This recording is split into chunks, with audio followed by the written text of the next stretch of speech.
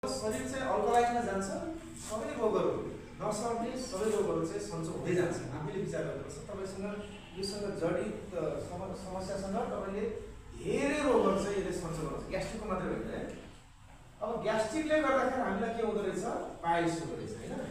अब पाइल्स हुन्छ भने अब पाइल्स किन हुन्छ?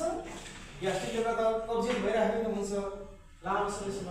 त्यसकारण के दिनु पर्यो? पाइल्सलाई के दिनु पर्यो भने पाइल्सको रोग सन्चो गर्यो। पाइल्स रोग होइन, पाइल्स त ग्यास्ट्रिकले गर्दा आउँदो रहेछ भन्ने कुरा बुझ्नु पर्यो। हामीले चाहिँ यतातिरकै ज्वरोलाई सन्चो गर्नु पर्यो है।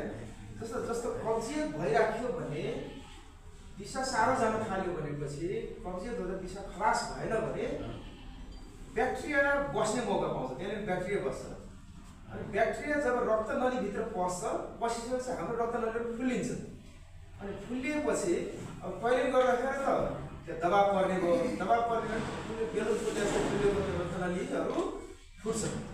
फुटेर रगत आउने कारणलाई चाहिँ हामी पाइल्स भन्ने गर्छौँ र पछि मास पनि बढाउँछ। जस्तो अहिले हाम्रो भोजराज सरले भन्दै हुनुहुन्थ्यो 20 वर्षदेखि पाइल्स भएको मास पलाइराखेको यो प्रडक्टबाट सन्चो भयो।